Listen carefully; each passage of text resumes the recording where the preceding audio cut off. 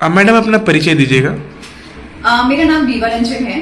मैं एक clinical dietitian हूँ और मैं इस क्षेत्र में मुझे इस क्षेत्र में लगभग 10 सालों से अधिक का अनुभव है। मैं लोगों को लाइफस्टाइल डिसऑर्डर जैसे PCOD, diabetes, hypertension, hormonal imbalance जैसे प्रॉब्लम को सॉल्व करने में मदद करती हूँ।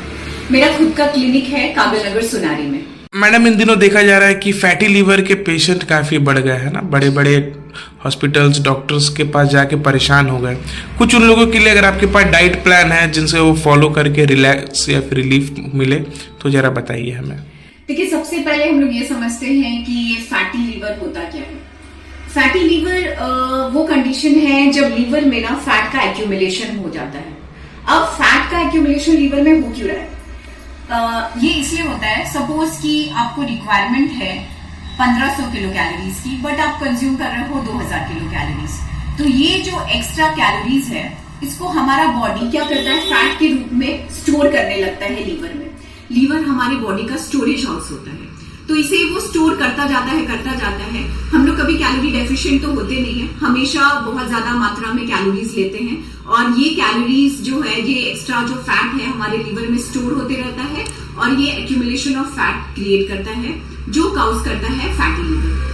फैटी लीवर जो है वो बेसिकली 3 स्टेजेस में होते हैं, stage 1, stage 2 and stage 3, and and में होता है सिरोसिस ऑफ लीवर।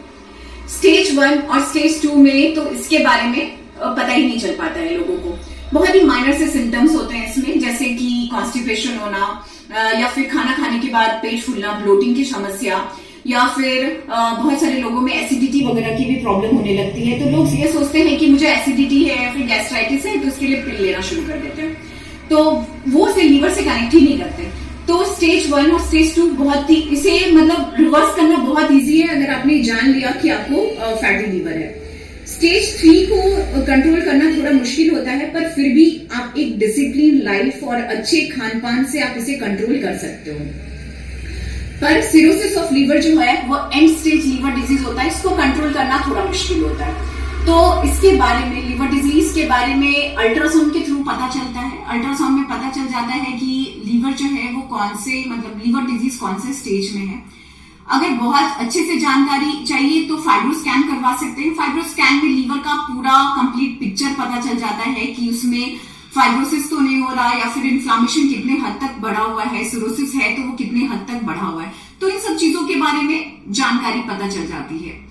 तो ये हो गया मतलब कैसे पता चलता है। अब मैं आपको बताऊंगी कि लीवर के बेस्ट फ्रेंड कौन कौन से है, मतलब लीवर का अच्छा न्यूट्रिएंट्स कौन कौन सा है। तो जो न्यूट्रिएंट्स जो लीवर के लिए हेल्पफुल है, सबसे पहले तो है कोलिन। बहुत सारी स्टडीज में भी ये चीज देखा गया है कि कोलिन जो है उसका काम होता है कि लीवर में जो फैट है ना उसको रिमूव करने का।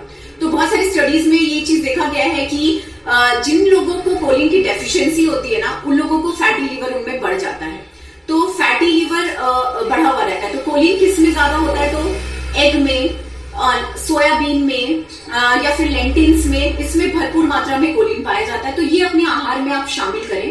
कोलिन के साथ साथ लीवर को जरूरत होती है ओमेगा 3 फैटी एसिड की।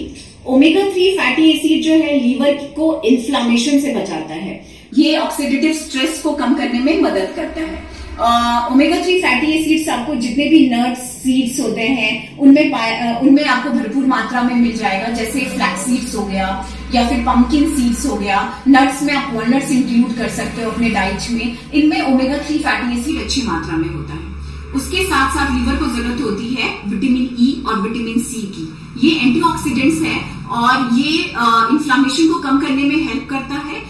और विटामिन सी जो है वो आपको जैसे आंवला, जितने भी साइट्रस फ्रूट्स होते हैं ना उनमें पाया जाता है। आंवला में भरपूर मात्रा में विटामिन सी है, नींबू में विटामिन सी होता है। तो इन सब चीजों को आप अपने डाइट में शामिल कर सकते हो। इसके साथ साथ लीवर के लिए हेल्पफुल होता है क्रूसिफेरस वेजिटेबल्स। क्रूसिफेरस वेजिटेबल्स में आता है ब्रोकली, कैबेज, कॉलीफ्लावर। तो इसको आप वेजिटेबल स्टू के फॉर्म में ले सकते हैं, या फिर आप इसको वेजिटेबल्स बना करके या फिर सॉटे वेजिटेबल्स के रूप में, सैलेड के फॉर्म में, इन सब फॉर्म में ले सकते हैं। ये सारे वेजिटेबल्स जो होते हैं ना, इनमें सल्फर कंपाउंड्स पाया जाता है। ये जो सल्फर कंपाउंड्स होता है ना, ये लीवर को जो डिटॉक्सिफाई करता है, उसके इंजाइम्स को एक्टिवेट करने में हेल्प करता है, इसीलिए आप इसे अपने डाइट में शामिल करें। तो ये हो गई लीवर के ऐसे न्यूट्रिएंट्स के बारे में जो लीवर को हेल्प करता है। अब मैं बात करती हूँ लीवर को ऐसे न्यूट्रिएंट्स के बारे में जो लीवर के दुश्मन है। सबसे पहला होता है रिफाइंड कार्बोहाइड्रेट्स। रिफाइंड कार्बोहाइड्रेट्स जो है वो लीवर का बहुत बड़ा दुश्मन होता है। ये पाया जाता है जैसे जितने भी बेकरी प्रोडक्ट्स होते हैं उनमें, मैदे में, आपका ये मैगी पास्ता जो आप कंज्यूम करते हो, व्हाइट ब्रेड जो आप कंज्यूम करते हो, इन सब चीजों में आपका रिफाइंड कार्बोहाइड्रेट भरपूर मात्रा में है। तो इन सब चीजों का सेवन ना करें। इसके साथ साथ जब भी आप शॉपिंग करने जाते हो, फूड शॉपिंग करने जाते हो, तो हमेशा फूड लेवल को चेक करें। अगर लेवल के पीछे लिखा रहता है कि it contain high amount of fructose corn syrup, तो मतलब ये आपके लीवर के लिए बिल्कुल भी सही नहीं है। तो जिनमें फ्रुक्टोज की मात्रा ज्यादा होती है, जैसे कि आपका स्वीट्स, प्रोसेस्ड जितने भी फूड होते हैं, सॉफ्ट ड्रिंक, इनमें फ्रुक्टोज बहुत भरपूर मात्रा में पाया जाता है। तो इन सब चीजों को आपको अवॉइड करना चाहिए। अपने लीवर का आपको ध्यान रखना है, क्योंकि लीवर जो है हमारा जिगर का टुकड़ा है, उसे जिगर बोला जाता है। तो उसका ख्याल रखें, क्योंकि अगर आप अपने लीवर का ख्याल रखोगे तो आप बिल्कुल सेहतमंद रहोगे। धन्यवाद। थैंक्स।